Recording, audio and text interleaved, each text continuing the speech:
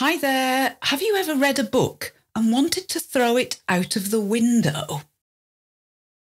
Today we're looking at a book that's pretty controversial, especially for a psychotherapist like me. And guess what? While we're doing that, we'll also help you refine your English listening skills with a particular focus on British English. So let's get started. I haven't done a podcast on psychology as a topic for a while, but we know that you like these ones.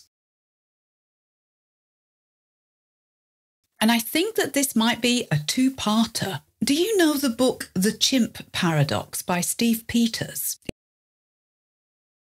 It's got over 17,000 reviews just on the UK version of Amazon, and a whopping 73% of those are 5 stars.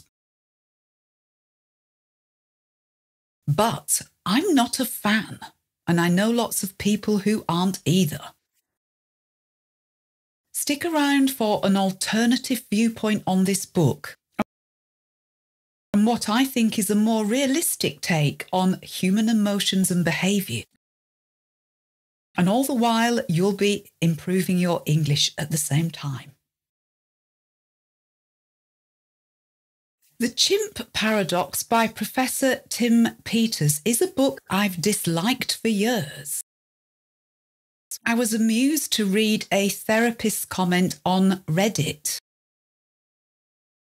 who said, "It's the only book I've ever thrown away." I feel similarly about this book.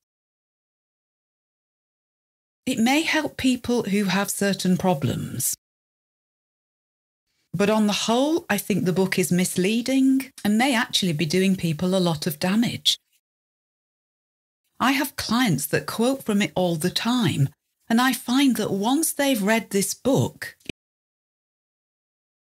it's really quite difficult to move them on from this way of thinking and its damaging effects. Interested? I'll explain in this podcast what the Chimp Paradox says, its theory, and why I think it's harmful.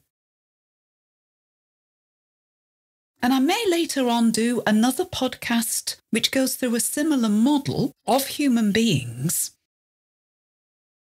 but which I think is much more positive and encouraging, and really rather wonderful. Don't forget, meanwhile, that this is an English language podcast. The interesting topic is just to keep you listening. So don't forget to listen to it a number of times until you understand all of it. So, The Chimp Paradox by Professor Steve Peters. This book is on my shelf because a client who was convinced by it actually bought it for me.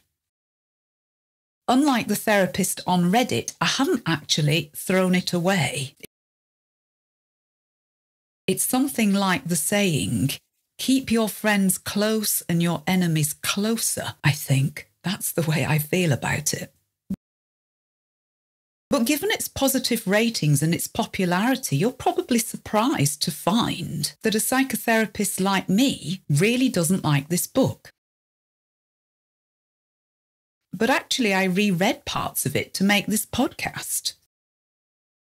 And I was surprised once again by just how much I dislike it, just how vehemently I dislike it.